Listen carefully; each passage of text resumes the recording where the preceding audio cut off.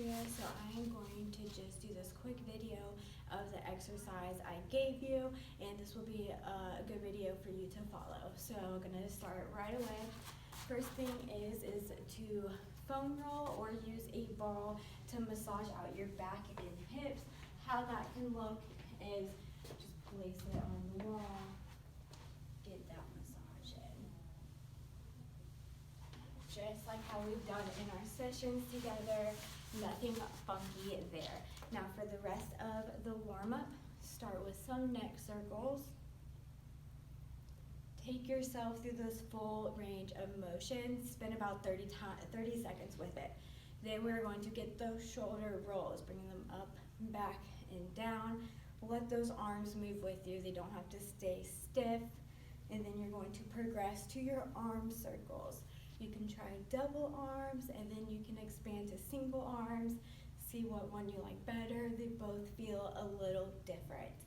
Next, we have our twist. So you're just gonna twist the body, just feeling a light stretch here. Keep that core connected, stand nice and tall. And then next, what you would do is a step and reach. Just stepping that foot out and reaching. This just gives you a nice little stretch through the side of the body, all the way from the fingers to the toes. And you're just gonna step and reach, step and reach. Next, we have your squat with rotation. This first one for the warm-up, you're not gonna use any weight. So remember, you are going to inhale, come down, exhale, connect pelvic floor, low belly, and rotate. Don't lock out that leg, remember. Inhale, come down, exhale, connect, and lift. All right, that is your warm-up right there. So next, into your small little circuit, remember you have those bands where we put it on, I believe it was the elliptical. Do that again. I have these bands, this is what I'm going to use. But remember what that row looks like. You're just going to stand nice and tall, shoulders are down, don't lock out your knees, be lightly connected in that core, lengthening tall through the back of that head. And you're just going to bring it into a row. Watch that your hands are not here, but they're here in those 90-degree angles. Make sure your shoulders aren't rolled like this, but they're rolled back. That is how you like them. So you're just gonna progress through those. Next, you have your lunge with a curl. Grab those weights. How you would incorporate your breath with this is you're going to inhale, go down, exhale, come up, and you can curl at the top. So go ahead. Inhale, exhale, connect, lift up, and curl. Now for the L shoulder raise, remember you're gonna stand nice and tall, don't lock out those knees, shoulders are back, and you're just gonna get that L raise. Just like this. One goes forward, one goes to the side, light elbows. Don't lock out those arms and be nice and stiff. Have that light bend of the elbow, that's very important. Then you have your tricep extension. You have a couple options for what tricep extension you want. You can choose to be overhead and go this way, but that might put too much pressure on the core, because you want to be careful. You don't want those ribs popping out. You want to keep them down. So maybe your next best option would to be, you can stand propped, and then you can come up and extend out. Up, extend out. Have a light connection through that core, because you don't ever just want to just let that belly hang. So you're just keeping a light connection in this one. Go ahead, inhale, relax, exhale, connect, and extend. Next, the wrist strengthener. I think this one is very important, just to strengthen up those wrists. It will help you when you're on all fours. How that looks is, so you're going to stack your arms up like this. I recommend a light weight. You're going to move up and all the way back down. This is one. Up, all the way back down. The second part of this movement is going sideways like a hammer curl and going down and back up. Just like this. You can sit down and do this one if you like.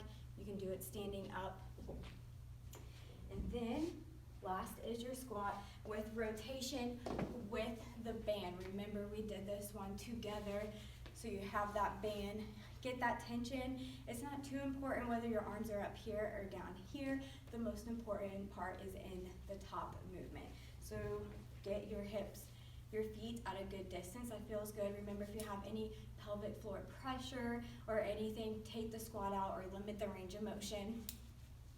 So you get that tension, you're going to get that resistance. This is how you're going to add your breath in. So you're going to inhale to go down, exhale, connect the pelvic floor, low belly, come up and rotate. Remember, you're getting that rotation from the ankles through the hips, chest, shoulders. Come back down, inhale, exhale, connect and come back up. Inhale, come down, exhale, connect pelvic floor, low belly, and come back up. It's really important you have that core connection. And real quick for your cool down, these are the stretches I'd like you to do. I think you'd really enjoy them. First step is doing a calf stretch. You can prop it up on a post or the wall, just like that. Stretching each calf out, it feels amazing. Next step in this would be to hold on to something and stretch your quadricep out. When you get your leg up in this position, think about bringing that knee in closer to the other leg and lightly pushing your hips forward. That will help you get a good stretch of those quadriceps. If you are having trouble getting your foot up, you can always use the wall or something to help get the foot up. I know you have a bench in your workout room. You can set your foot up on that bench and stretch the quadricep out that way. You have options. Next, I know I told you to do a chest stretch. So what you can do, you can stand in a doorway or find some type of post. Get that arm in a 90-degree angle, and you're going to just place that. Keep those shoulders down, roll it back, feel that chest opening up. I think you'll really enjoy that. Next, we have our neck stretch. Start by bringing one ear down to your shoulder. You can always add in a hand if you need more, if you need a deeper stretch. That hand is very light. You're just adding a little extra weight. Think about pulling your head up and away. Relax the shoulder down. Really focus on that neck stretching out. Then go over to the other side. Same thing. Next, we have our tricep stretch. How that is going to look, you're just going to lift that arm out, stretch the tricep. Thinking about reaching towards the center of the back and keeping those shoulders down. That'll feel very nice right there. And then last thing is the mermaid stretch. If you feel comfortable about getting on the floor, I feel comfortable about you doing this stretch by yourself. So remember, if you're going to get down on the floor, have that wide stance, bend those knees, use those hands to get down. In the mermaid stretch, you have that leg out in front of you, this leg, this arm. And to add that breath, go ahead and inhale, exhale, connect the pelvic floor, the belly, and lift up. Open up that chest, come back down to where your body allows you, and then inhale, relax, exhale, lift up.